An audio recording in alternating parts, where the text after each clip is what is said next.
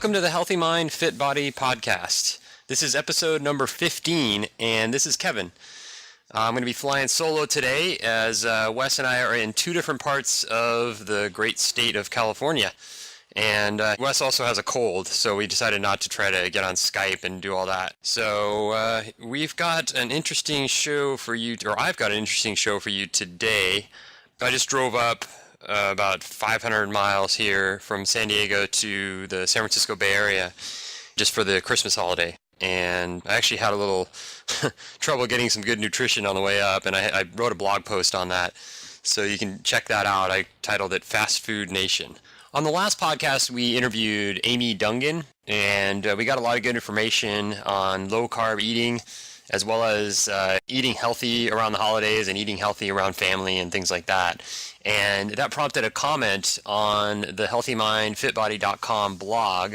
And I'm going to read that comment because I thought it was a really good one, and I can definitely relate to it. I'm sure a lot of other people that are listening can also relate. So I'm going to read the comment, and then Wes actually provided a really good answer to this person's questions. So this comes from Angie, and it was dated Wednesday, December 23rd. So if you want to look that up, just go to the blog and check out the last podcast. So it's podcast number 14, and look at the comments. So she says, "First of all, I love your podcast. I wanted to leave a comment about a challenge I face at work with good nutrition. You talked briefly in one of your podcasts about this topic, negative comments that people make to you about being fit.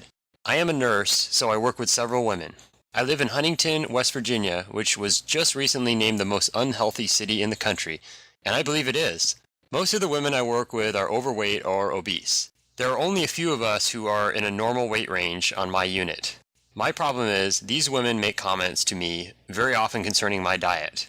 They also sabotage my healthy diet. I constantly hear, 'Oh, Angie's eating healthy. She's being good today.' Or I hear, 'Come on, eat this junk or fast food with us. You're skinny, so you can eat what you want.' Or, 'It must be nice being thin.' These women go as far as bringing the food right up to me, even though I have said I'll pass. Several times, one of the girls I eat with has bought a dessert for herself and tells me, 'I bought this for us to share.' The other evening, I didn't want to order out with them, and they ended up ordering it for me anyway and paying for it. I had made it clear I didn't want to eat because I had decided on a salad from the cafeteria. Two of the ladies were joking with me the other day and saying, 'We just need to hold you down and shove food down your throat.' The other one laughed and said, 'Wouldn't you like to hold her down and fatten her up?' I don't talk about my exercise routine or diet with them because it only leads to negative comments from them in the past. But now they don't even let me eat healthy in peace without negative comments. When they do make comments about how it must be nice to be skinny, I get tired of hearing it, and I do remind them that exercise at least 4 days a week and being healthy is a choice anyone can make. What is your advice for this situation? I feel as though misery loves company and they want me to join them. But I have been overweight in the past. I worked hard to lose 35 pounds about 3 years ago, and since working on this unit, I have gained about 10 of it back before I realized it. Now I am working hard to get back to the weight I was, and I dread eating with those women at work. I love them dearly, but I'm tired of them joking with me about this all the time. The sad thing is, anywhere I go, this area has a high percentage of obesity, so it's the same negative comments in every social situation I am in. Since I have found your podcast, I have been reminded that I am not an outcast in society, and it is not the norm to be obese and eat junk food all of the time. Thank you so much for all of your great information and encouragement." Well, you're welcome.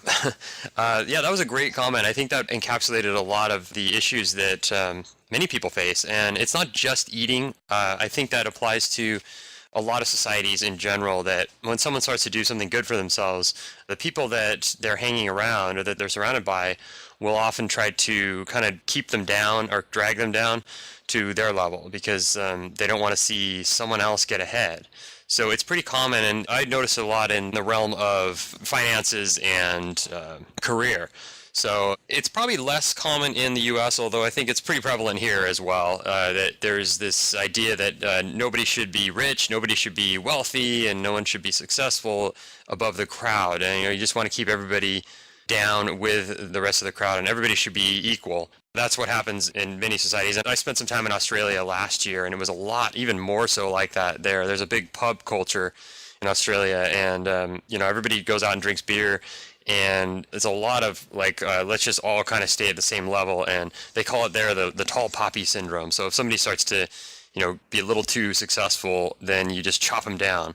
So yeah, and it definitely applies to weight loss and being healthy in this country, and I've experienced it. I've talked about that on podcasts in the past, where it's not as much that people are joking, it's like they really want to take a dig at you for doing something that is going to help you out. So anyway, I will read Wes's comment, which is great. I think everyone can get a lot out of this. So Wes says, "Hi Angie, glad you're enjoying the show. Thanks so much for taking the time to write and explain your situation. Sounds really frustrating. I've noticed that there's an ironic tendency for those who work in healthcare to neglect their own health, and I've always wondered what the designer of those scrubs was thinking.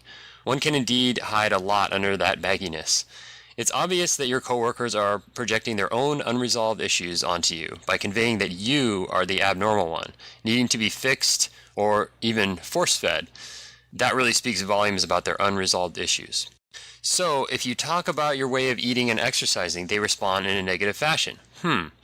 Yet it seems that regardless of whether or not you talk about that, they still want you to do what they are doing, eating unhealthily and treating their bodies like crap.